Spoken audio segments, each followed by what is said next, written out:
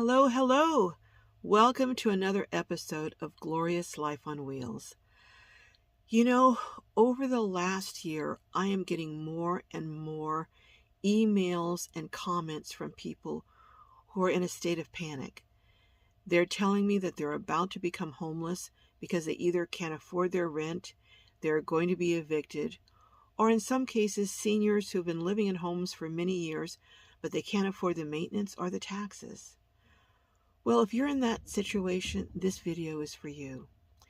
In this video, I interview a woman who is living in a car, not full-time, but about 3 months out of the year when she goes to the RTR. And she has the most minimalistic build that I've ever seen. In fact, I'm estimating that it cost her less than $150. So come on with me while we talk to Gail. She shares some tips that may be a help.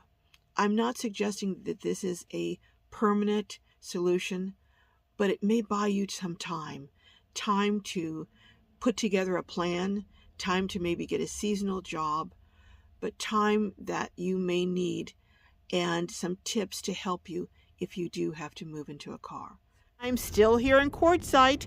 You know, usually I do kind of complete bills and show you all the workmanship and everything.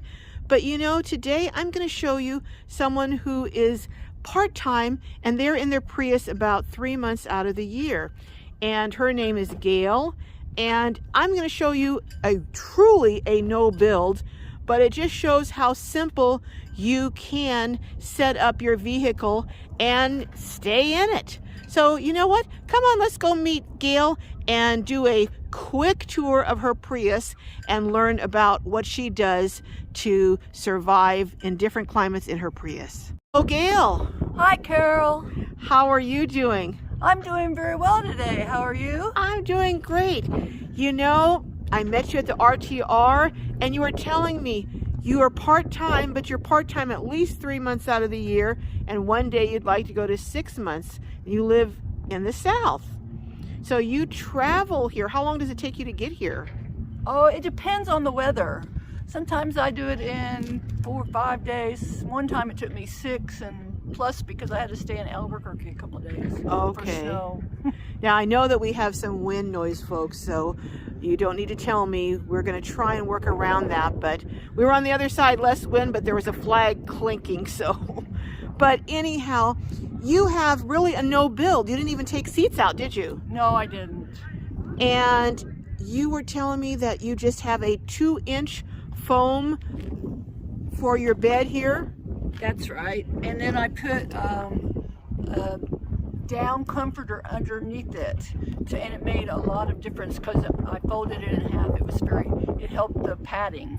Okay. I did, at one point I had last year, 2 yoga pads that helped, but this is actually better than the yoga pads. So. Okay.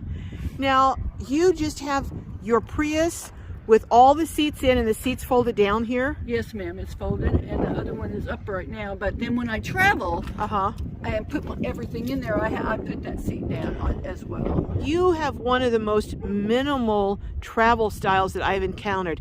You don't have a refrigerator. Do you have a generator or a power station? No, I just use my car for my power. Oh, that's right, since you have a Prius. Because it's gas and electric, I can plug things into the battery and it will recharge them without a problem, really.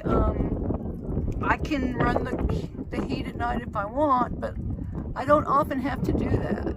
Okay. Even if it's 35, I haven't had to do it. So wow. I'm very happy with this.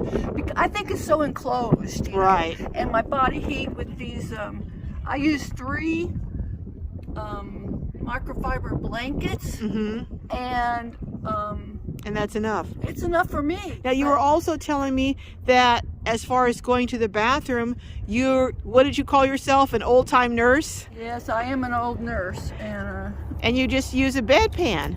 I do. I make sure I have something down. Like dog pads, you were saying. So I don't spill. Okay. You know, because I have to transfer the urine from the bedpan to a container. Okay. Let's face it, you know. Yeah. And I have a funnel and a container, and I will pour it carefully. But I keep something to protect everything. Right. I don't want to mess. Oh gosh, Yeah. no, I can't afford to mess this up. No, and then you were saying also that you generally, most of the time though, you try to use public bathrooms. Yeah, well, and I stay at the L.A.V.A. Okay. You know, a lot. I used to didn't have to do that, but now I need to be close to a bathroom. Because you're 68 years old now. Yes, because I'm getting older now. And you were also saying you thought that it was just too much trouble trying to have a cooler and trying to get ice. Yes, I did feel that way. I really do. It drove me crazy.